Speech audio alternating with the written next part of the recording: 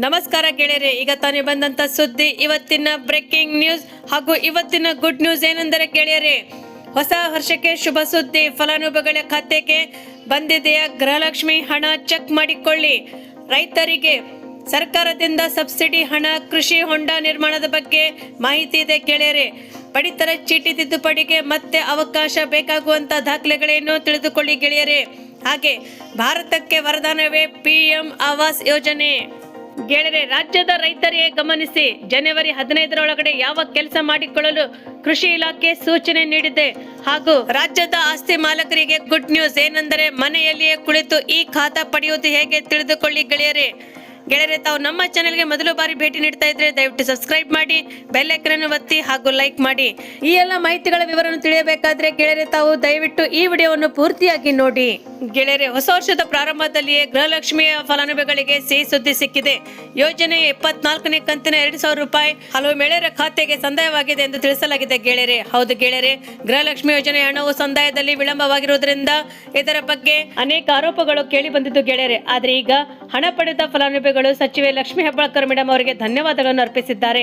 ಹಣ ಹಾಕೋದು ವಿಳಂಬವಾದ ಹಿನ್ನೆಲೆಯಲ್ಲಿ ಮಹಿಳೆಯರಿಗೆ ಅಸಮಾಧಾನವಿತ್ತು.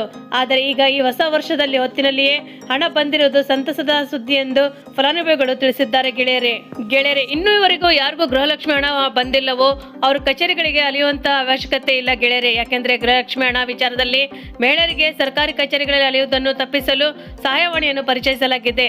ಈ ಯೋಜನೆಯಲ್ಲಿ ಹಣದ ಬಗ್ಗೆ ಗೊಂದಲವನ್ನು ತಪ್ಪಿಸಲು ಮತ್ತು ನಿಖರವಾದ ಮಾಹಿತಿಯನ್ನು ಪಡೆದುಕೊಳ್ಳಲು 181 ಸಹಾಯವಾಣಿಯನ್ನು ಪರಿಚಯಿಸಲಾಗಿದೆ ಗೆಳೆಯರೆ. ಗೃಹಲಕ್ಷ್ಮಿ ಹಣ ಬರಲಿಲ್ಲ ಎಂದು ಮಹಿಳೆಯರು ಸರ್ಕಾರಿ ಕಚೇರಿಗಳಿಗೆ ಇನ್ಮುಂದೆ ಅಲಿಯುವುದು ಅವಶ್ಯಕತೆ ಇರುವುದಿಲ್ಲ ಗೆಳೆಯರೆ.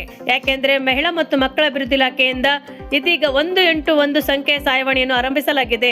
ಹೌದು ಗೆಳೆಯರೆ, ಫಲಾನುಭವಿಗಳು ಉಚಿತವಾಗಿ ದೂರವಾಣಿ ಸಂಖ್ಯೆಗೆ 181ಕ್ಕೆ ಕರೆ ಮಾಡಬಹುದು. ಸಂಬಂಧಪಟ್ಟಂತ ಅಧಿಕಾರಿಗಳು ನಿಮ್ಮ ತಾಲೂಕಿನ ಮಾಹಿತಿಯನ್ನು ಪಡೆದುಕೊಂಡು ಸಮಸ್ಯೆಗೆ ಕಾರಣ ಮತ್ತು ಪರಿಹಾರದ ಬಗ್ಗೆ ನಿಖರವಾಗಿ ಮಾಹಿತಿಯನ್ನು ನೀಡಲಿದ್ದಾರೆ ಗೆಳೆಯರೆ.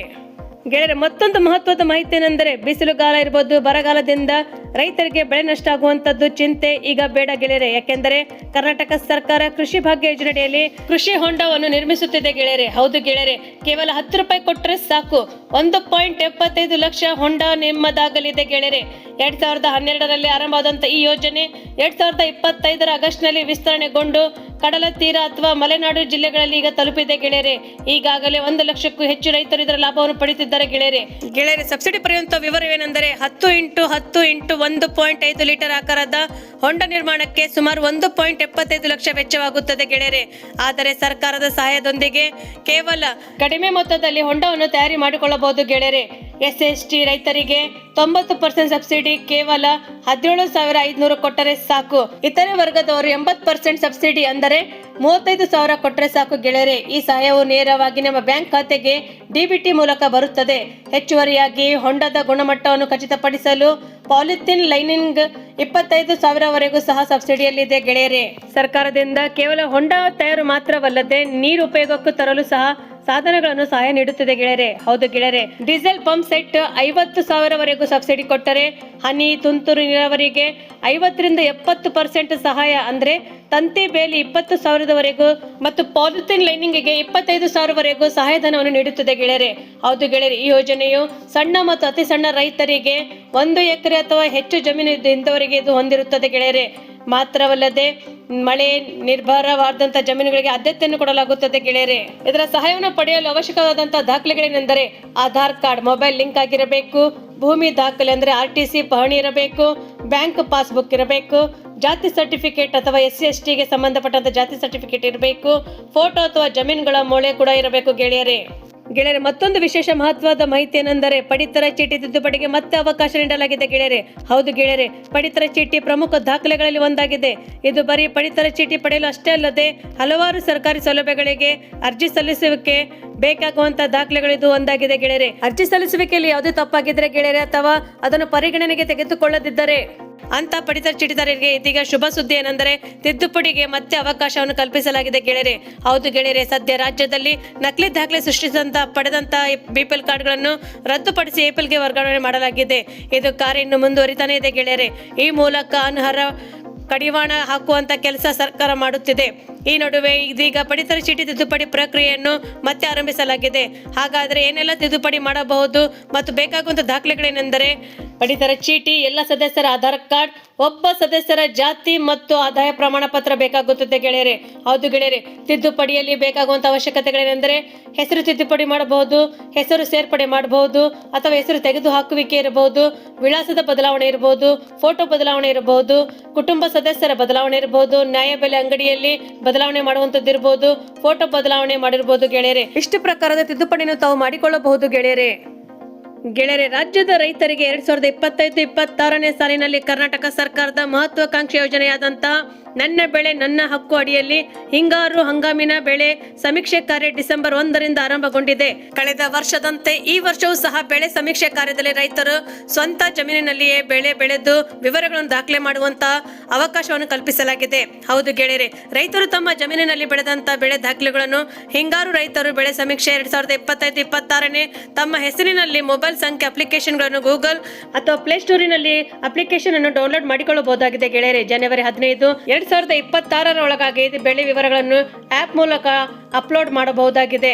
ಮೊಬೈಲ್ ಆಪ್ ಬಳಕೆ ಮಾಡುವಂತ ಈ ರೀತಿ ರೈತರು ತಿಳಿಸುವಂತಹ ಪ್ರತಿ ಗ್ರಾಮದಲ್ಲಿ ನುರಿತ ಖಾಸಗಿ ನಿವಾಸಿಗಳನ್ನು ನೇಮಿಸಬಹುದಾಗಿದೆ ಮತ್ತು ಖಾಸಗಿ ನಿವಾಸಿಗಳಾದ ಬೆಳೆ ಸಮೀಕ್ಷೆ ಕಾರ್ಯವು ಸಹ ಜನವರಿ 30, 2026ರಂದು ಪೂರ್ಣಗೊಳ್ಳಿದ್ದು ಮತ್ತು ಒಂದು ವೇಳೆ ಖಾಸಗಿ ನಿವಾಸಿಗಳು ನಮೂದೇ ಬೆಳೆಯು ತಪ್ಪಾಗಿದ್ದರೆ ರೈತರು ಫೆಬ್ರವರಿ 15, 2026 ಒಳಗಡೆ ಆಪೇಕ್ಷಣೆಗಳನ್ನು ಸಲ್ಲಿಸಬಹುದಾಗಿದೆ. ಹೆಚ್ಚಿನ ತಾಂತ್ರಿಕ ಮಾಹಿತಿಗಳಿಗಾಗಿ ಬೆಳೆ ಸಮೀಕ್ಷೆ ಸಹಾಯವಾಣಿಗೆ ತಾವು ಕರೆ ಮಾಡಬಹುದಾಗಿದೆ ಅಥವಾ ಹತ್ತಿರದ ರೈತ ಸಂಪರ್ಕ ಕೇಂದ್ರ ಅಧಿಕಾರಿಗಳನ್ನು ಸಂಪರ್ಕಿಸಲು ಕೋರಲಾಗಿದೆ.